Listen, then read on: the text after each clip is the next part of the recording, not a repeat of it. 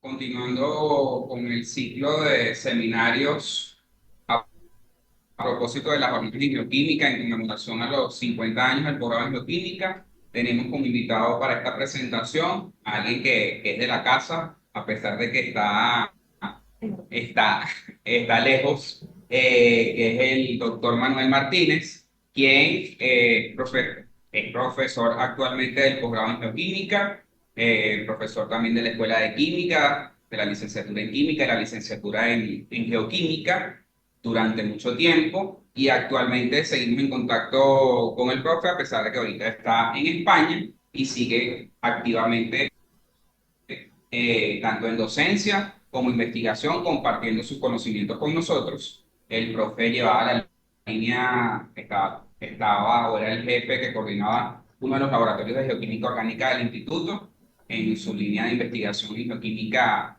orgánica del carbón y además también estuvo trabajando bastante tiempo en el área que corresponde a quimioestratigrafía y a las implicaciones que conlleva todo esto y él hoy nos va a hablar acerca del arsénico. Yo voy a dar al profe para que, eh, bueno, dé sus palabras de inicio y bueno, comencemos con la presentación. Pues, en primer lugar, muy buenas tardes.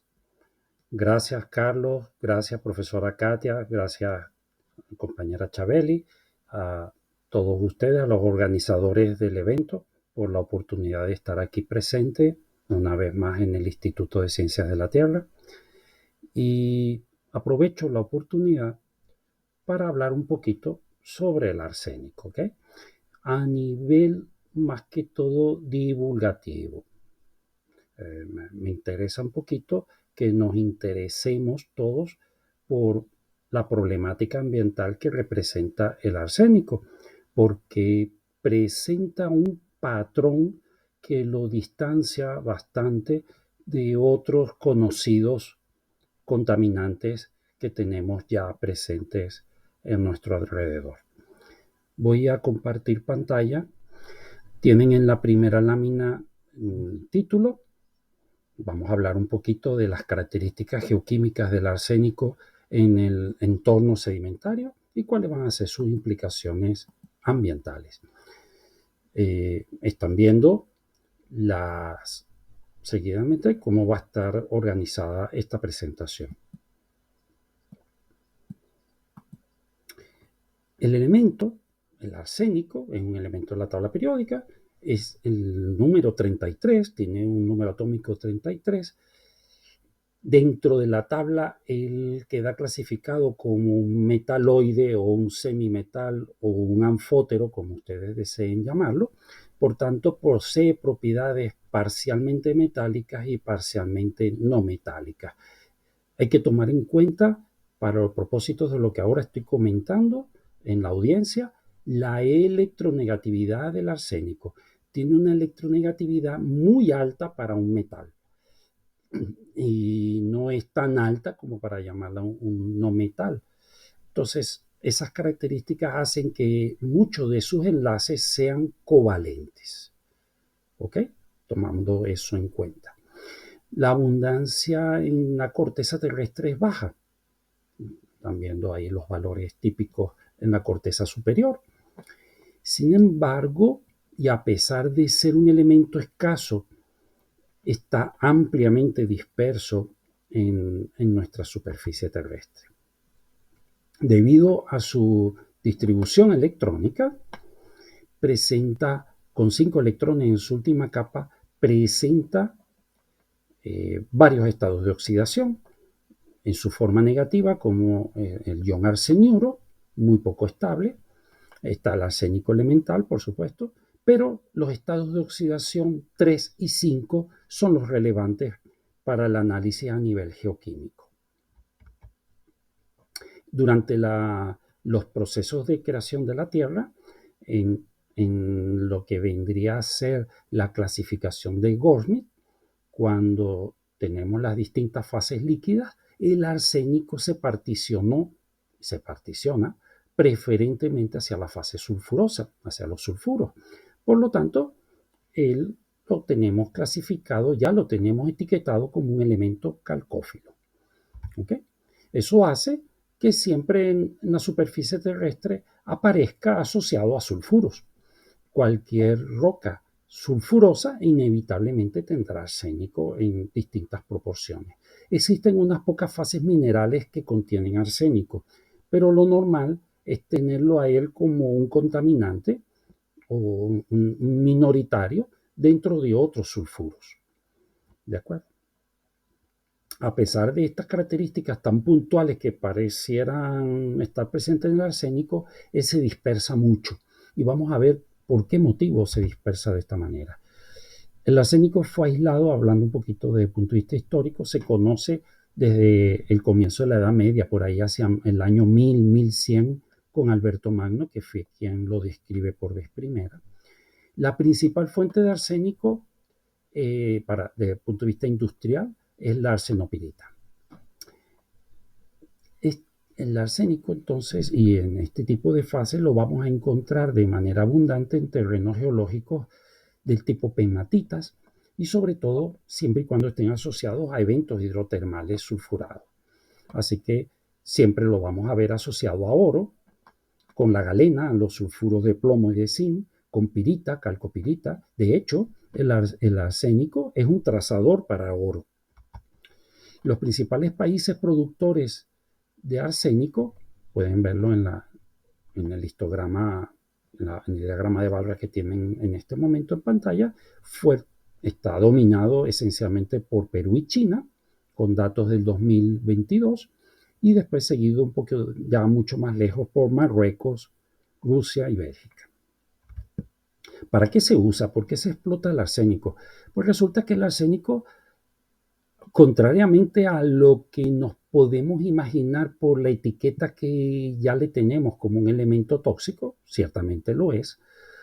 Sin embargo, se usa muchísimo en medicamentos.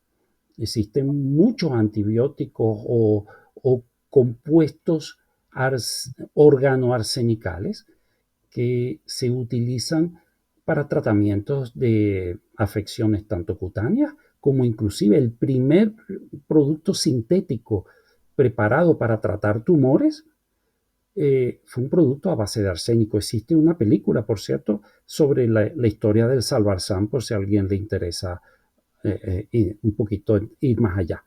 Fíjense que hay productos de arsénico que se utilizan como aditivo, perdón, como aditivo para suplemento alimenticio en los animales de corral.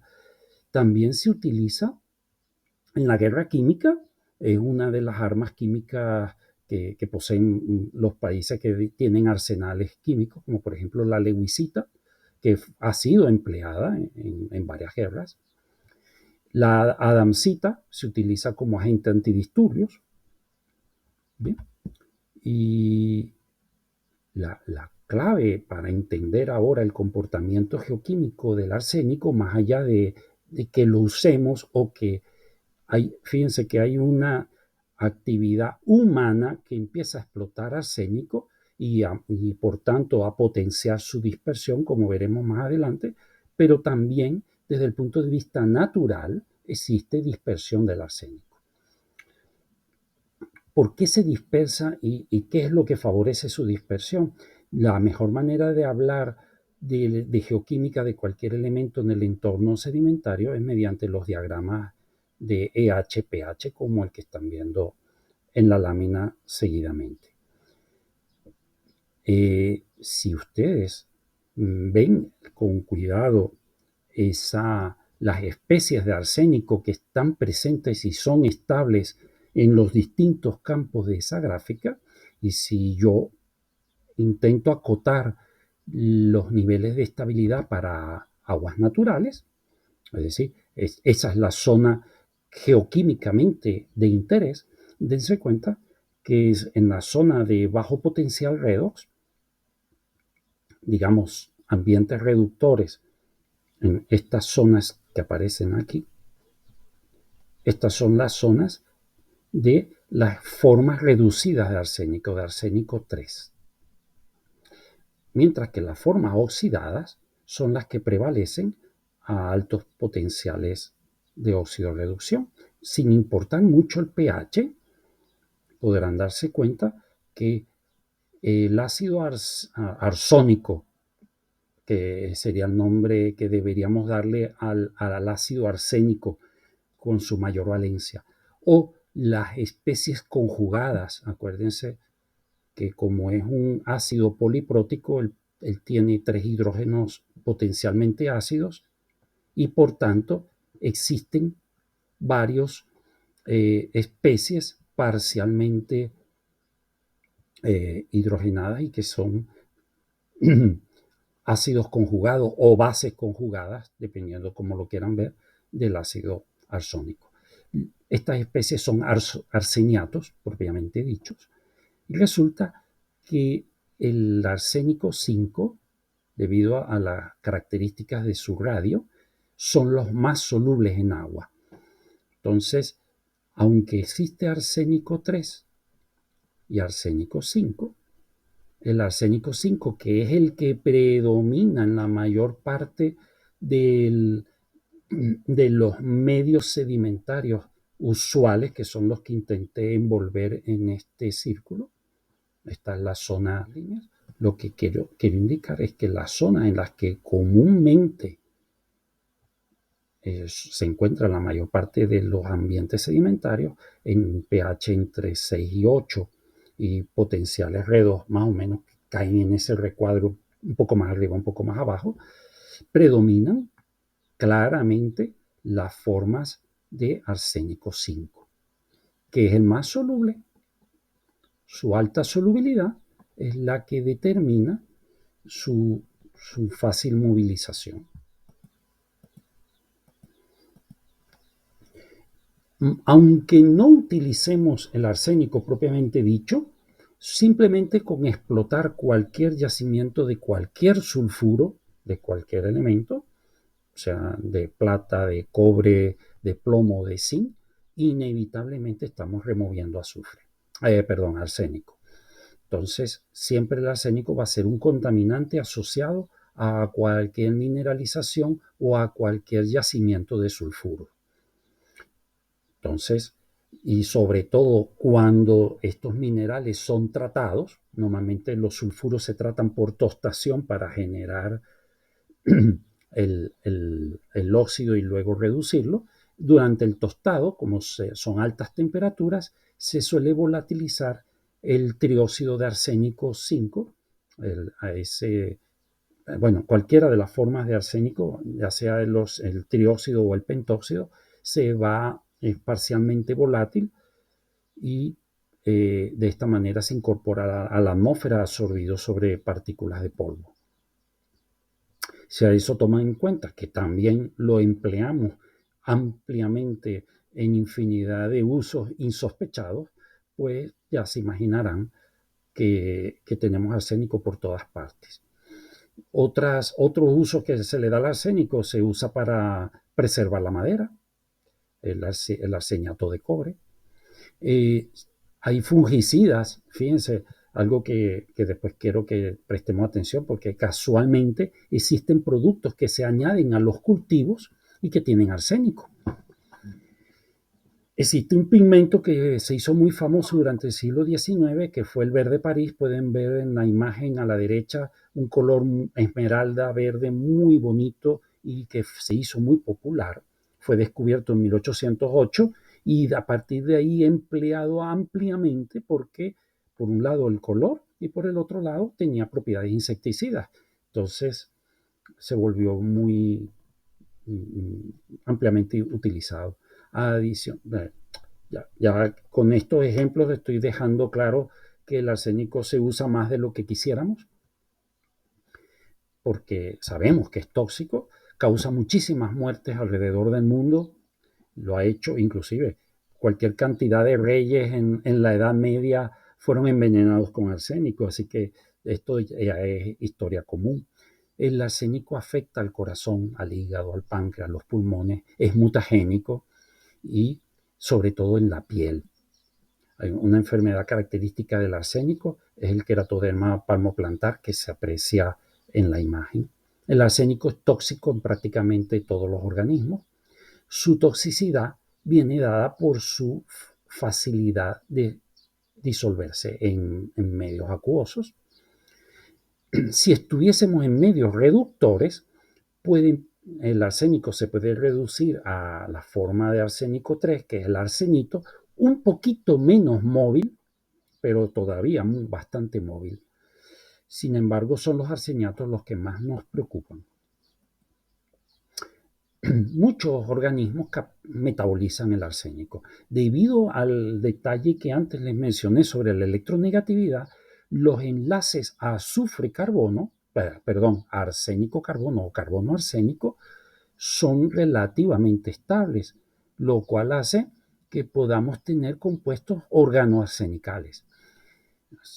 Cualquier persona que consuma accidentalmente o por las razones que sea cantidades de arsénico, se detecta en el hígado el ácido cacodílico, que es la estructura que están viendo abajo a la izquierda, donde ya aparecen enlaces arsénico con radicales orgánicos. Y en el lado derecho están viendo una estructura de un azúcar muy común, la ribosa, unida al arsénico.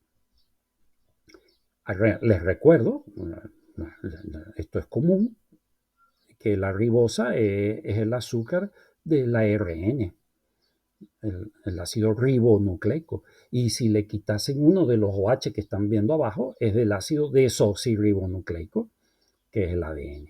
Así que, en otras palabras, el arsénico propicia mutaciones. ¿Qué sucede?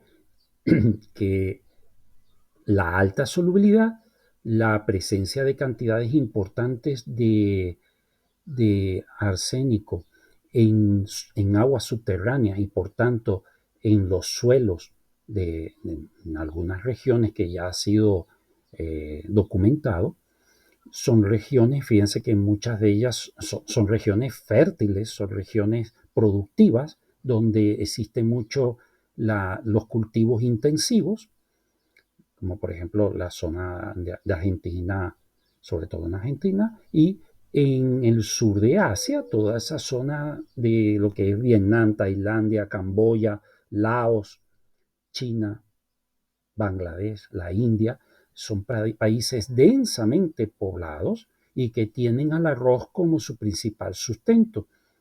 El arroz, entre otros cultivos, todos los cultivos que se llevan a cabo en ambientes anegados, con mucha agua, suelen concentrar arsénico. Por tanto, existen productos como el arroz, que es mucho más conocido, pero por ejemplo la malanga, que es un tubérculo que tal vez en Venezuela se consume, en los Andes se come, pero también, sobre todo en Indonesia, en Malasia, un alimento esencial, pues son alimentos que tienen alto nivel de arroz. Si el arroz también se industrializa mucho, como ustedes lo saben, hay muchas formulaciones de cereales a base de arroz e inclusive productos que son infantiles, como fórmulas de cereales a base de arroz, pues ya se pueden imaginar cómo el arroz, aunque los mayores valores de arsénico suelen estar asociados a productos del sur del área de Indochina, el mal ya es a nivel mundial. ¿Por qué? Porque al procesarse esos alimentos ya los tenemos en todas partes. Entonces, de esa manera entran en la cadena alimenticia y el arsénico se termina abriendo paso en todas las plantas de cultivo, en frutas, en alimentos enlatados, en animales marinos, crustáceos, mariscos, moluscos, suelen estar enriquecidos o podrían estar enriquecidos en arsénico debido a la solubilidad en zonas costeras. La cerveza, ojo, no es para generar ningún tipo de alarma, pero que sí es importante el conocimiento. Son productos que tienen arsénico. Yo por eso no voy a dejar de tomar cerveza, ¿ok? No es que ahora vamos a cambiar nuestros hábitos, pero sí necesitamos estar conscientes de esta situación. De este modo, el arsénico termina afectando no solamente a las personas en las zonas contaminadas, sino que llega a todas partes del mundo. Hoy en día, la Organización Mundial de la Salud considera al arsénico en el top 10, en la lista de los 10 principales especies químicas con mayor relevancia para la salud pública. Y ese mismo organismo estima que alrededor de 230 millones de personas en el mundo están siendo afectadas en este momento por la toxicidad del arsénico. Quiero que presten atención a ese número, 230 millones, es más que la población de Brasil. Estamos hablando de bastantes personas que están siendo sometidas a niveles altos de arsénico por las razones que sea, sobre todo por la parte alimentaria. Hay algunos países, por ejemplo, en la Unión Europea, se han trazado ya regulaciones para establecer los contenidos máximos de arsénico que pueden tener distintos tipos de alimentos. Ojo con el análisis de la gráfica o de las tablas que tienen delante por las unidades. La tabla de la izquierda, la que presenta las regulaciones, esto está en ppm, partes por millón. ¿Ok? Mientras que la gráfica del lado inferior derecho está en microgramos por kilogramo, esto es ppb, partes por billón. Es decir, que para poder hacer paralelismo, para poder comparar los números de la izquierda, que son los valores máximos, esto hay que multiplicarlo por 1000. Y, por ejemplo, para el arroz, entonces la cantidad máxima es de 150 partes por billón. Si ahora analizan la imagen de la derecha, pueden ver que aún la forma de arroz que se ha detectado que tiene más arsénico, que es el arroz integral, que a mí me encanta, es el arroz que yo consumo. Sin embargo, ojo, no son valores que sobrepasen el máximo permitido. Están por debajo del valor permitido, pero son valores altos. ¿Okay? Y es ahí donde quiero llamar la atención a la audiencia.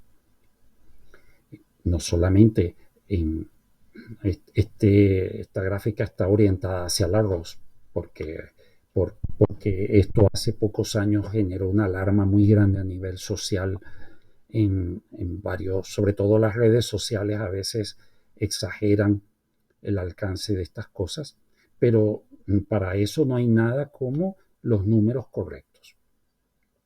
Los valores están por debajo de los máximos, pero son valores altos. Los productos derivados distan mucho de ser inocuos. ¿Okay? Aquí están viendo que aún las papillas, los cereales, las galletitas estas que son hechas a base de arroz, que se utilizan mucho en dietas por su bajo contenido calórico, se utilizan como suplementos para las personas que adelgazan o que se mantienen a dieta, o simplemente que tengan dietas sin gluten, ya es suficiente. Bien. Entonces, ya no es simple, ojo, tal vez lo enfoqué mucho hacia la parte de los alimentos, pero es que también a nivel ambiental, los ríos, las aguas subterráneas y el agua de consumo presentan valores altos de arsénico debido a su movilidad que deriva de su solubilidad en agua. Pero si a eso se le añade que el arsénico forma compuestos organoarsenicales, muchos de ellos volátiles, como los ejemplos que están viendo en el recuadro de la derecha, el ácido monometil y el dimetilarsónico, que son el MMA5 o DMA5 y 3 respectivamente, son especies volátiles. Es decir, que aparte de la solubilidad en agua, hay que añadir la movilidad que adquiere este elemento en sus formas orgánicas. Analíticamente, ¿cómo se determina el arsénico? Voy a acelerar ya porque ya esta parte es más que todo por la información desde el punto de vista geoquímico. El arsénico, aun cuando tiene los niveles de peligrosidad que hemos visto, vieron que las concentraciones son ppb, partes por billón, de manera que, por ejemplo, un equipo de plasma óptico difícilmente va a detectar arsénico. Se requieren técnicas más sofisticadas. Aquí este esquema muestra las combinaciones o los principales tipos de técnicas analíticas, donde con mucho las más poderosas son las combinaciones de técnicas.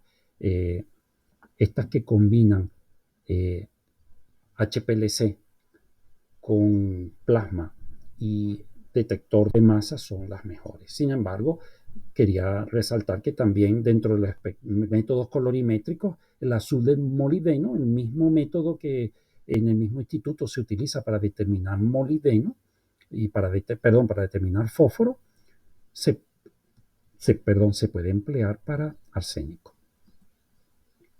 De entre las técnicas analíticas, las que quiero que se queden con horno de grafito o el ETAS, es una de las técnicas, entre comillas, baratas y sensibles para arsénico. Aquí por sencillez no voy a, no, pero aparecen las láminas por si después le interesa, las técnicas extractivas, sobre todo para el arsénico inorgánico. Otra técnica es asociación atómica con generación de hidruros. El arsénico genera un hidruro que es la arsina o arsenamina, por tanto esta técnica se presta y se basa en simplemente la muestra, se hace una extracción y se trata con borhidruro de sodio que permite la formación de la arsina y ahí se detecta. Sin embargo, hay muchas formas de arsénico que no responden a esta técnica. Así que la mejor de todas, esencialmente, pero muy costosa, la combinación de HPLC con plasma y luego masas. Eso permite no solamente detectar el arsénico, sino las formas de arsénico. Ahí pueden ver en la imagen que tienen ahí que el HPLC es el que permite separarme formas de arsénico, arsénico 5, arsénico 3, el monometilado o el dimetilado. Y también pueden ver abajo los procedimientos analíticos de extracción previa. Actualmente, fíjense que el panorama con respecto al arsénico es un dolor de cabeza, porque no hay una forma fácil de remediar, no hay una forma fácil de remover el arsénico con estos niveles de dispersión tan altos que tiene. Existen límites para el agua de 10 microgramos por litro, pero esto es un saludo a la bandera, porque hay muchísimas aguas que superan grandemente de hasta valores de 130 y 150 microgramos por litro. Los niveles máximos de arsénico, según la EPA, en el aire no deberían pasar de 23 nanogramos por metro cúbico, pero muchas zonas superan también estos valores. Sin embargo, puntos, digamos, positivos o una dirección a seguir es buscar formas de absorber el arsénico. El arsénico se puede absorber por ciertos materiales sintéticos y también naturales donde sobresalen las turbas. Casualmente en el Instituto de Ciencia de la Tierra se llevaron a cabo varias tesis orientadas hacia la absorción de varios elementos, entre ellos el arsénico, por las turbas que se encuentran en el Parque Nacional de Tucacas-Chichiriviche. Así que, y los resultados dieron bastante buenos. Así que quiere decir que la turba está reduciendo el arsénico, lo inmoviliza y lo deja atrapado. Y luego no es desorbido, que es lo más importante. Una vez que queda absorbido en la turba, no se desorbe. Concluyendo, porque no da tiempo para hablar mucho más, yo creo que ya estoy pasado el tiempo, el arsénico está altamente distribuido en la naturaleza a pesar de su baja concentración. La actividad humana ha potenciado muchísimo la dispersión de este elemento. Es tóxico, muy tóxico, se acumula en muchos alimentos, sobre todo en algunos cereales. Hay técnicas analíticas que acabo de mencionar que son las más apropiadas para establecerlo y no existen lamentablemente procedimientos estandarizados para disminuir su concentración en nuestros alrededores. Y con esta lámina de cierre les quedo atento a cualquier pregunta que deseen hacer al respecto. Muchas gracias por su atención.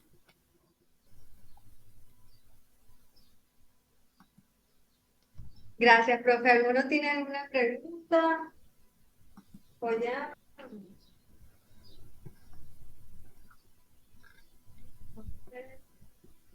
Un poquito. Vea que aquí estamos solos en la sala. Me decía, te voy a charlar tú sola. No sé si tienen alguna pregunta de este tema tan interesante. Profe, yo sí quería, mientras a los chicos se les ocurre algo, preguntar sobre ¿de dónde extraen el arsénico para comercializarlo?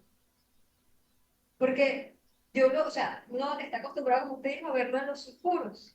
Pero si lo van a usar para fines medicinales, pues, y más bien, cuando lo extraen de los sulfuros, lo que no se usa, lo que se procesa, usted ya dijo que se va a la atmósfera, pero lo que no se usa queda como el monte y el material de desecho. ¿De dónde está este? No sé si sabrá algo de eso. Ese arsénico que usan para fines medicinales, ¿de dónde lo extraen? Lo extraen de los... el material de base para el arsénico a nivel industrial es la arsenopirita que te dije. Esa es la materia prima. Esa la tratan hasta que aíslan el arsénico, generalmente como el óxido, y a partir de ahí es que preparan los productos. Generalmente no se prepara el arsénico puro, el elemento no lo aíslan, sino el sulfuro lo convierten en óxido y a partir del óxido preparan los compuestos de interés.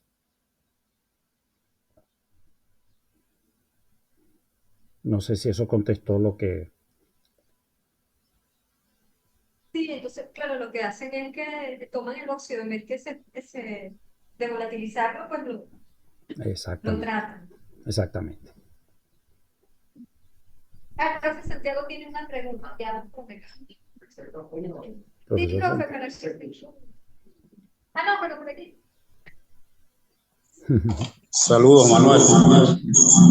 ¿Cómo está, Santiago? Buenas tardes. Manuel, una cosita. Me llamó la atención lo de las concentraciones altas de arsénico en los cultivos de arroz, en esos terrenos anegadizos. ¿Se tiene clara cuál es la fuente? Ese arsénico en esos terrenos tiene una fuente distinta a el fungicida que se utiliza sobre los cultivos.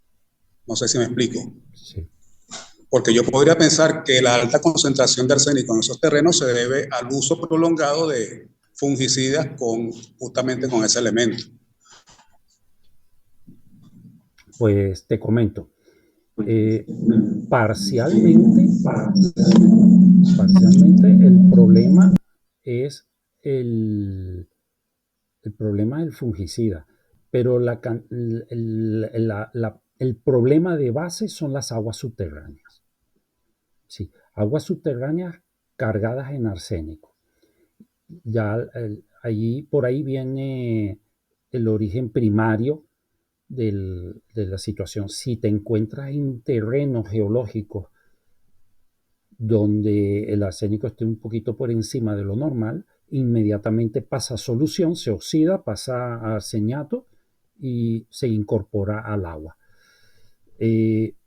Por eso es que en esas zonas del sureste de Asia son los valores tan altos. Y sí, hay fungicidas que tienen arsénico. Terrible, terrible que se use, pero hay cosas peores que el arsénico también y se siguen usando. Es impresionante cómo, a sabiendas de que es un elemento con todos los problemas que están viendo que tiene, sin embargo se usa, se usa. Ahora, el arsénico en el arroz es primariamente aguas, ¿ok? Aguas subterráneas son las principales, las aguas en las cuales está encharcado el el alimento. Porque casualmente el otro día lo conversamos, Santiago, en la tesis de esta chica, que esa zona que hay al norte del estado Lara, entre Lara y Yaracuy, es una zona que es polimetálica y donde hay sulfuros reportados. Y en alguna ocasión yo me tropecé con un informe del Ministerio de Energía y Mina o Geología e Hidrocarburos, estoy hablándote de los años 50, donde habían encontrado casos de contaminación o de enfermedades que estaban atribuyéndolas al arsénico, al antimonio, al bismuto, a esos elementos. ¿Okay? Por supuesto, son informes que seguro están caídos en el olvido en algún estante de alguna biblioteca. Tal vez valga la pena en algún momento actualizar esa información. Gracias. Dale, Carlos. Hola, profesor. Tengo una duda puntual. Al inicio de la presentación, usted mencionó de que uno de los usos del arsénico era como trazador de oro y yo desconozco cómo eso funciona. ¿Me puede explicar? Sí, por supuesto. ¿Qué sucede? Que como el oro también tiene afinidad por el azufre, al menos parcial, entonces las situaciones o los entornos geológicos donde el oro esté en valores altos, entonces también en teoría debería haber más arsénico de lo normal, por el hecho de que son primos, pues son elementos que van juntos, pero el arsénico se mueve más, es más ágil que el oro moviéndose en el entorno sedimentario, como ya viste, se solubiliza relativamente fácil, entonces a veces es más fácil determinar arsénico, o si uno observa en muestras fluviales o muestras de sedimentos valores de arsénico altos, él puede estarme diciendo que también los valores de oro puedan ser prospectivos, pues valdría la pena buscar. Eso es más o menos lo que significa el hecho de trazador. Te cuesta mucho determinar oro, pero podría ser más fácil determinar arsénico. No sé si contesta la pregunta lo que... ¿Alguien más? ¿No otra pregunta? Uno, dos, tres. Gracias, profe. Damos las gracias al profesor Manuel Martínez. Un gusto tenerlo, que sea a distancia. Igual a estar Tenerlo yo pronto con por aquí. ustedes. Muy bien. Hasta luego entonces. Gracias, profe. Damos las gracias al profesor. Hasta luego.